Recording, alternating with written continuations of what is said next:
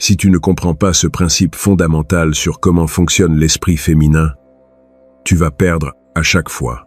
Peu importe à quel point tu es un bon type, à quel point tu es travailleur, à quel point tu es loyal, tu vas être en désavantage permanent contre des hommes qui le comprennent. Et mon ami, ce désavantage va te coûter des relations, des opportunités, des années de ta vie, à poursuivre des femmes qui ne vont jamais te choisir. Il existe une vérité sur les femmes que la société a complètement censurée. Une vérité si politiquement incorrecte que si tu la mentionnes, on te cancelle. Mais c'est la différence entre les hommes qui gagnent avec les femmes et ceux qui perdent toujours. Aujourd'hui, je vais l'exposer sans filtre. Et quand tu termineras cette vidéo, tu vas voir tes échecs passer avec une clarté brutale. Tu vas comprendre exactement où tu as perdu le jeu. Abonne-toi maintenant parce que ça, tu ne vas l'entendre nulle part ailleurs. Reste jusqu'à la fin parce que je vais te donner le cadre exact pour ne plus jamais être en désavantage. Aussi, dans les commentaires épinglés de cette vidéo, je vous ai mis à disposition le guide ultime pour maîtriser l'art de parler aux femmes. Vous y trouverez toutes les clés essentielles pour enfin communiquer avec assurance et efficacité. Alors commençons maintenant. J'ai un ami, appelons-le Carlos. Un type brillant, ingénieur, gagne bien sa vie. Va à la salle de sport, bon parleur. Mais avec les femmes, mon ami, il perdait toujours, finissait toujours dans la friend zone, voyait toujours la fille qui lui plaisait partir avec un autre type, et ne comprenait pas pourquoi. Il faisait tout correctement selon ce qu'on lui avait dit. Il était respectueux, attentif, communicatif, vulnérable, tout ce que supposément les femmes veulent. Un jour, je l'ai vu avec une fille dans un bar. Elle parlait et lui la sentait, posait des questions, s'intéressait authentiquement. Ça avait l'air d'être une bonne connexion. 2 semaines plus tard, il m'a dit qu'elle avait commencé à sortir avec un autre type, un vendeur de voitures qu'il avait rencontré ce même soir. Un type qui lui a à peine prêté attention, qui l'a taquiné, qui est parti tôt avec ses amis. Carlos était détruit, confus. Je lui ai demandé ce qu'il avait fait lui ce soir-là. Il m'a dit qu'il avait eu une conversation incroyable avec elle, qu'ils avaient parlé pendant des heures, qu'ils s'étaient vraiment connectés. Et là, mon ami, j'ai vu exactement son erreur. Une erreur que 90% des hommes commettent sans le savoir. Une erreur qui les met en désavantage permanent. Carlos avait opéré depuis un paradigme complètement faux. Il avait agi comme si l'attraction se construisait à travers la connexion intellectuelle et émotionnelle. Comme si parler plus, écouter plus, la comprendre plus, créait du désir. Et ce paradigme, mon ami, est le plus grand mensonge qu'on t'a vendu sur les femmes. Voici la vérité qui te met en désavantage si tu l'ignores. Les femmes ne ressentent pas d'attraction pour des hommes qui les comprennent. Elles ressentent de l'attraction pour des hommes qui les déconcertent. Pas pour des hommes qui s'ouvrent complètement. Pour des hommes qui maintiennent du mystère. Pas pour des hommes qui sont toujours disponibles. Pour des hommes qui sont difficiles à atteindre.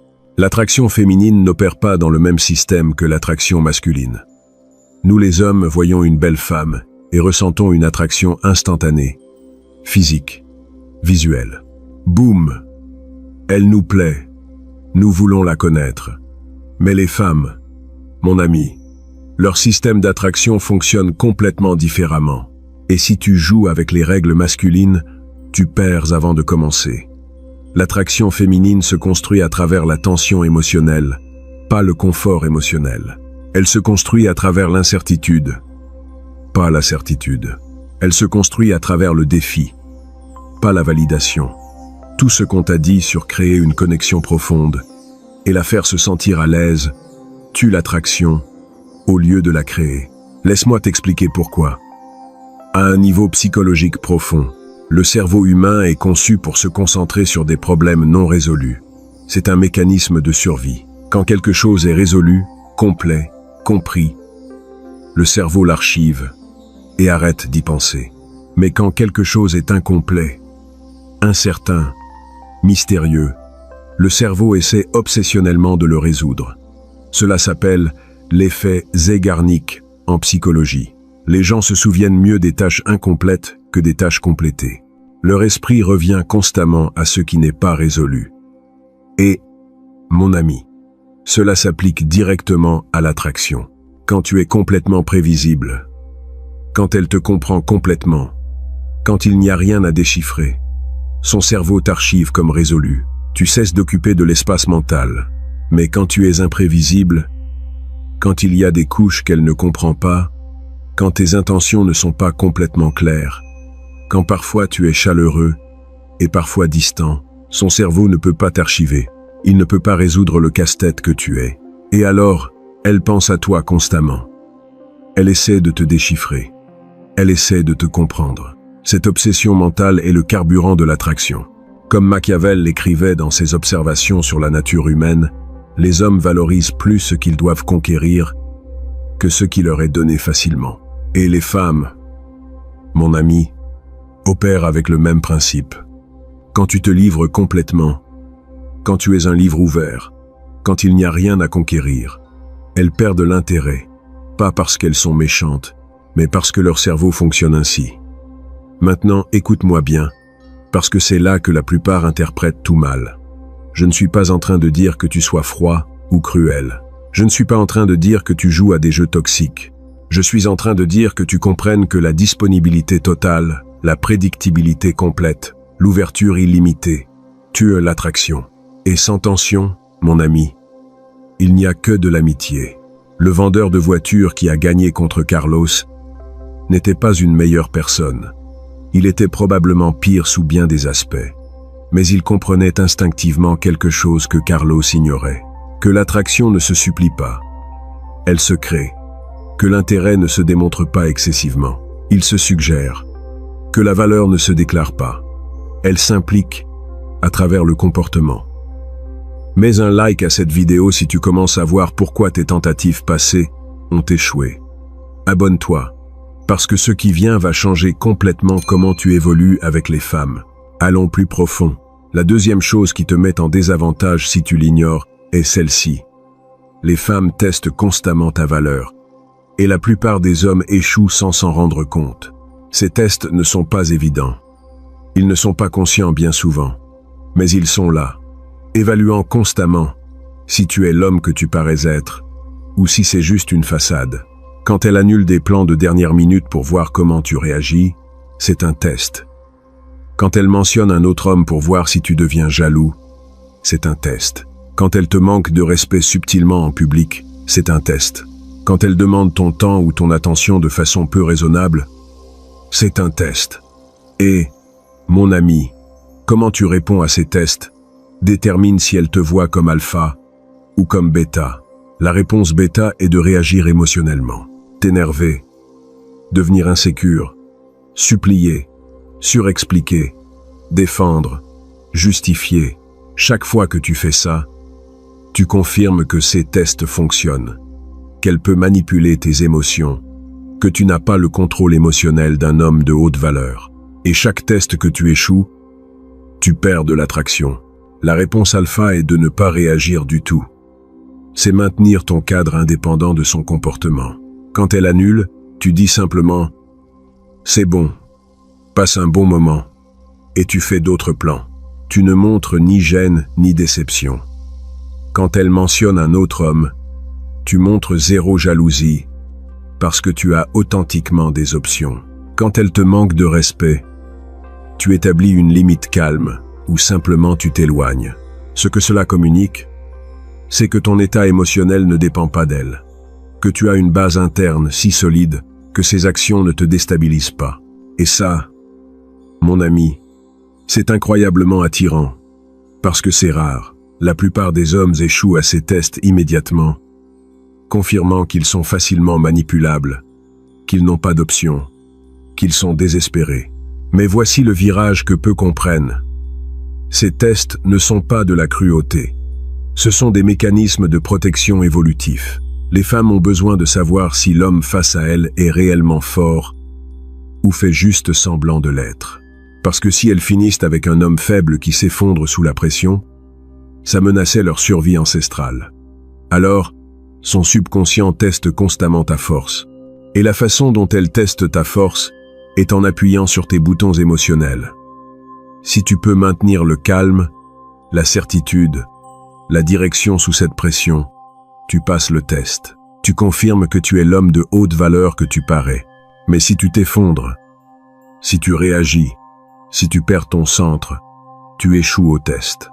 Et une fois que tu commences à échouer au test, il est presque impossible de récupérer son respect.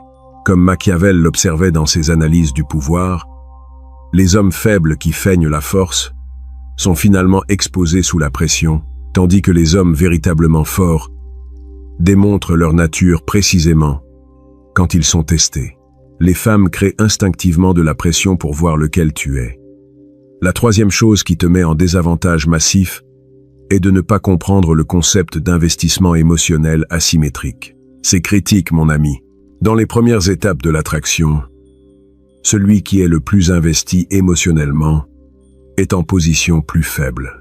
Celui qui a le plus besoin de l'autre a moins de pouvoir. C'est mathématique émotionnelle de base. Quand toi tu penses à elle toute la journée, lui écris constamment, toujours disponible, toujours en train d'initier le contact, toujours en train de planifier la prochaine rencontre, tu montres un investissement élevé.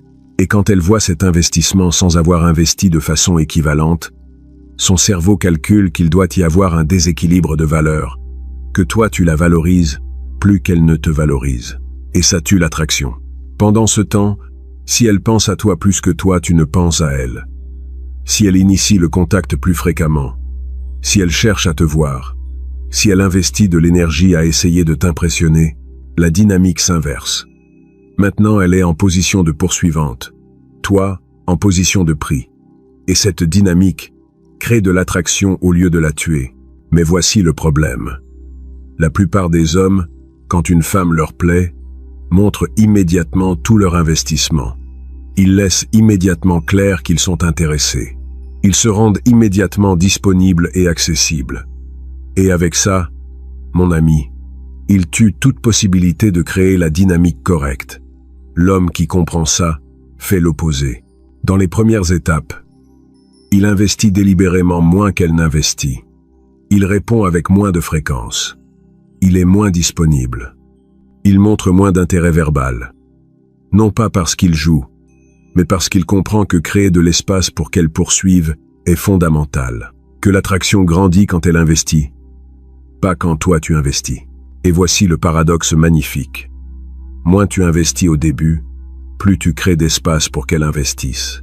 Et plus elle investit, plus elle se convainc elle-même que tu lui plais. Parce que nous, les êtres humains, justifions nos investissements. Si j'investis du temps et de l'énergie en quelqu'un, je dois le faire parce que cette personne est précieuse. C'est de la psychologie d'auto-justification. Donc, en faisant qu'elle investisse plus que toi au début, tu la fais se convaincre elle-même de ta valeur. Tandis que quand toi tu investis plus, tu te convaincs toi-même de sa valeur. Mais elle ne se convainc pas de la tienne. Cette asymétrie d'investissement est ce qui détermine qui poursuit et qui est poursuivi. Ignore ça, et tu seras toujours en train de poursuivre. La quatrième chose est dévastatrice dans sa simplicité. Les femmes ne respectent pas les hommes qui ne se respectent pas eux-mêmes. Et la façon numéro 1 dont tu démontres un manque d'autorespect est en acceptant des comportements qui violent tes standards. Chaque fois que tu acceptes quelque chose que tu ne devrais pas accepter, tu perds son respect. Et sans respect, mon ami, il n'y a pas d'attraction possible. Quand elle arrive en retard constamment et que tu ne dis rien, tu es en train de communiquer que ton temps n'est pas précieux. Quand elle t'annule des plans sans bonne raison et que tu l'acceptes simplement, tu es en train de communiquer que tu n'as pas d'option. Quand elle te manque de respect et que tu le tolères, tu es en train de communiquer que tu n'as pas de standard. Et chacune de ces communications tue l'attraction. L'homme de haute valeur a des lignes claires qui ne se franchissent pas, non pas par rigidité, mais par auto-respect profond. Il sait comment il veut être traité et n'accepte pas moins. Et quand quelqu'un franchit ces lignes, il y a des conséquences réelles. Pas de drame, pas de cris, pas d'explications longues. Simplement des conséquences. Un éloignement, un refroidissement d'énergie, un retrait d'attention. Et ces conséquences, mon ami, recalibre son comportement instantanément, parce qu'elle lui montre que tes limites sont réelles, pas juste des mots, que si elle ne te traite pas bien, elle te perd, et elle ne veut pas te perdre précisément parce qu'elle sait que tu pourrais partir. Pendant ce temps, l'homme qui tolère tout, qui n'établit jamais de limites, qui pardonne toujours sans conséquence, devient quelqu'un qu'elle peut traiter comme elle veut, sans peur de le perdre. Comme Machiavel le comprenait avec une clarté brutale, le respect ne se demande pas. Il se gagne à travers la démonstration qu'il existe des conséquences pour le manque de celui-ci. L'homme qui permet tout inspire le mépris. L'homme qui établit des limites fermes inspire le respect. Et sans respect, mon ami, n'importe quelle relation est destinée à l'échec. L'application pratique est simple, mais requiert du courage. Décide quel comportement tu ne vas pas tolérer. Écris-les si nécessaire. Ensuite, quand ils arrivent, agis avec des conséquences immédiates. Ne menace pas, n'explique pas excessivement. Retire simplement ta présence, ton attention, ton énergie, et fais-le avec un calme total, sans colère. La colère communique qu'elle t'a affecté. Le calme communique que tu es simplement en train d'appliquer des standards. La cinquième chose qui te maintient en désavantage est de ne pas comprendre que les femmes sont attirées vers la trajectoire, pas vers l'état actuel. Elles ne se soucient pas tant d'où tu es maintenant, mais vers où tu te diriges. Un homme avec de l'argent mais sans ambition est moins attirant qu'un homme sans argent, mais avec une ambition claire. Parce que l'ambition suggère futur, suggère croissance, suggère potentiel. C'est de la psychologie évolutive, pure. Les femmes ancestrales qui choisissaient des hommes en se basant seulement sur les ressources actuelles choisissaient parfois mal, parce que ces ressources pouvaient être perdues. Mais celles qui choisissaient des hommes avec une capacité de générer des ressources, avec de l'ambition, avec une direction, choisissaient mieux, parce que ces hommes pouvaient se remettre de pertes, s'adapter, grandir. Cet instinct est toujours vivant. C'est pour ça qu'un homme qui a une mission claire, qui est en train de construire quelque chose, qui a des objectifs définis et travaille vers eux, est magnétique même s'il n'est pas encore arrivé. Tandis qu'un homme qui est déjà arrivé mais a stagné, qui n'a pas de vision de croissance, qui est confortable là où il est, perd l'attraction avec le temps. Quand tu parles de tes objectifs, de ta vision, de ce que tu es en train de construire, avec une conviction réelle, pas avec du fantasme, tu actives son imagination. Elle commence à se voir dans ce futur que tu es en train de créer. Elle commence à vouloir faire partie de ton ascension. Elle commence à investir dans ta vision. Parce que les femmes veulent faire partie de quelque chose de plus grand qu'elles-mêmes. Elles veulent être avec un homme qui va quelque part. Mais voici la clé.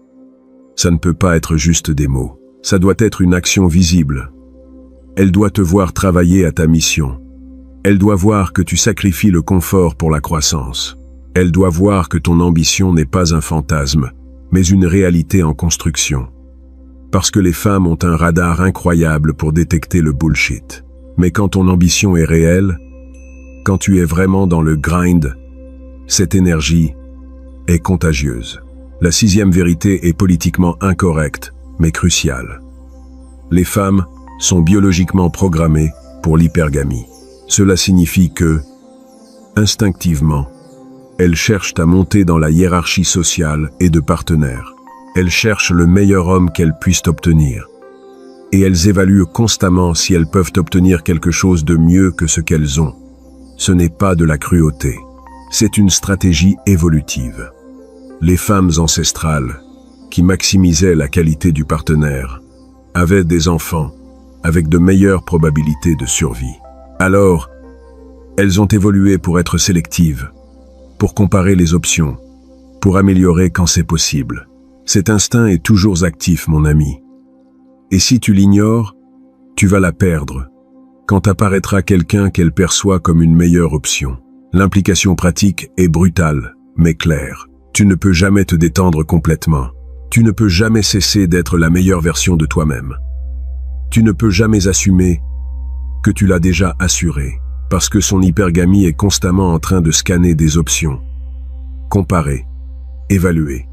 Et le jour où tu arrêtes de grandir, où tu arrêtes d'être ta meilleure version, elle commence à regarder autour. Mais voici le côté positif. Si tu t'améliores constamment, si tu grandis constamment, si ta trajectoire est toujours ascendante, son hypergamie travaille en ta faveur. Parce que tant que tu continues de monter, elle sent qu'elle a la meilleure affaire possible. Elle sent que d'autres hommes ne peuvent pas lui offrir ce que tu offres.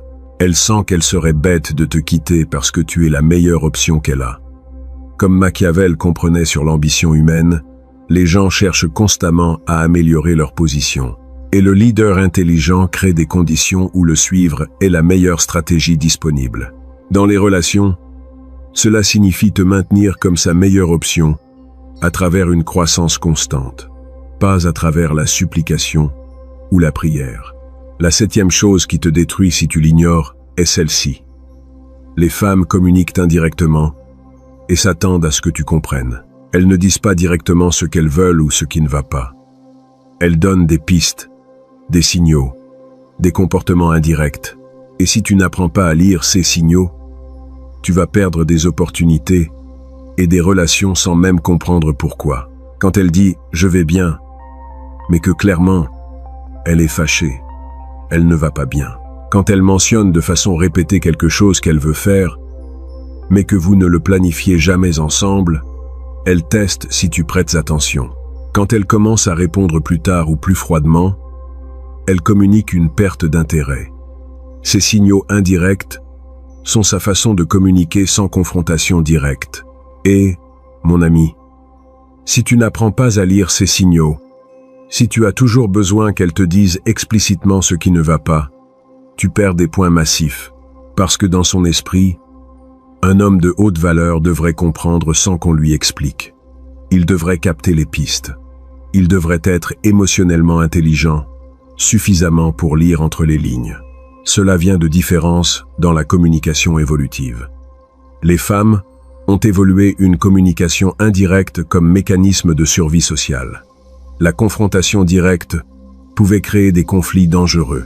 Alors elles ont appris à communiquer à travers le sous-texte, le ton, le comportement, et elles s'attendent à ce que les hommes apprennent cette langue aussi.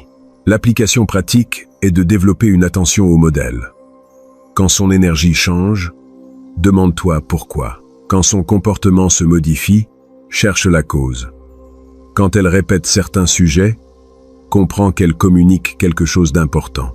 N'ignore pas les signaux juste parce qu'ils ne sont pas directs. Apprends à lire sa langue indirecte et réponds de manière appropriée. Et maintenant, la 8e et dernière vérité, la plus importante de toutes. Si tu ignores celle-ci, mon ami, toutes les autres n'importent pas. Les femmes choisissent émotionnellement et justifient logiquement. La décision d'être avec toi ne se prend pas dans son cerveau rationnel. Elle se prend dans son cerveau émotionnel. Et ensuite, son cerveau rationnel invente des raisons pour justifier cette décision émotionnelle.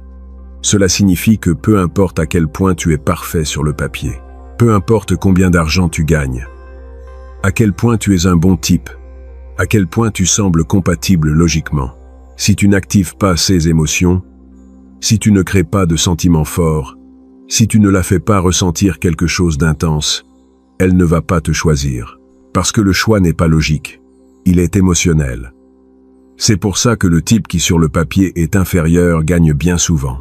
Parce qu'il comprend qu'il doit créer une expérience émotionnelle, pas présenter un CV.